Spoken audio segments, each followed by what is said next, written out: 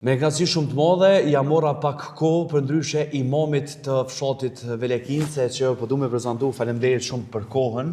Tashmë që jemi në fillim të muajit të Ramazanit, unë e di që son të fillojmë edhe me traditat që i ka ky muaj i shejt, por që të zgjodha dhe më referuan që ti njeriu i duhur që na flet për Molla Idris Xhilanin. Mirë se gjetëm Velekince. Mirë se keni ardhur. Zoti ju pastru me të mira.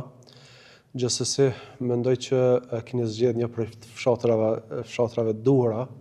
për ta vizituar, pasi që ky fshat e ka një histori të veçantë, e ka një të kaluara të veçantë, edhe ka një njerëz të veçantë që ka dalë nga ky fshat, e që unë ndihem krenar që jam imam i kësaj xhamie, e cila e bart emrin e atij personit të veçantë që ka dalë prej këtij fshati, që patjetër se është Molla Idris Xhilani.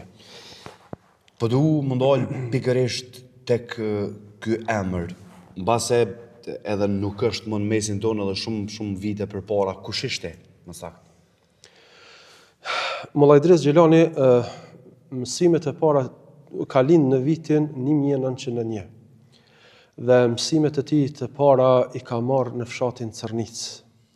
te Hoxha Halim në Cërnic. Dhe pastaj prej atyit ka kalu pas një kohë të mësimeve që i ka marrë në xhamin apo mejtepin e fshatit Cërnic. Molla Idrisi ka kalu pastaj si imam edhe në Pideq, prej atyrit pastaj është shpërngul edhe ka kalu në imam edhe në Hogosht të komunës së Kamenicës. Pastaj për t'ju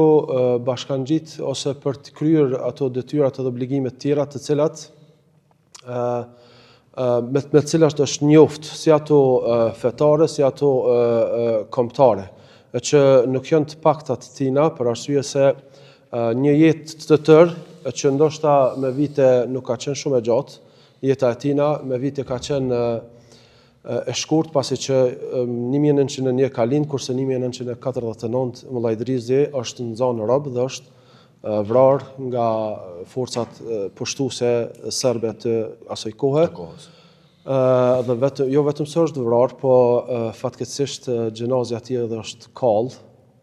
dhe është kallë te një farvendi këtu te na në Xhilan që quhet te Glama.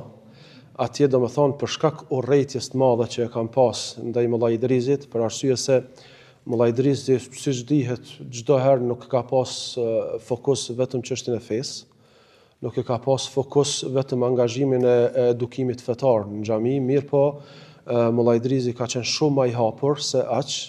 ka qenë i hapur në çdo aspekt, pasi që ka shërbyer edhe si mësues, ka shërbyer edhe si hoxh, ka shërbyer edhe si udhëheq i një grupi të caktuar të njerëzve të rezistencës asaj kohës që i kanë dalë përballë forcave pushtuese në atë kohë. Molla Idrisi, të them drejtën, koha në të cilën kanë jetu mundësitë e asaj kohe, kanë qenë shumë jashtëzakonisht të veçanta, mirë po asnjëse nuk e ka pengu Molla Idrisin që ai me arrit aty ku ka arrit, e që nuk ka dyshim se emri i tij sot përmendet vetëm për mirë, si në anën e edukimit fetar, ashtu edhe në anën e edukimit kombëtar.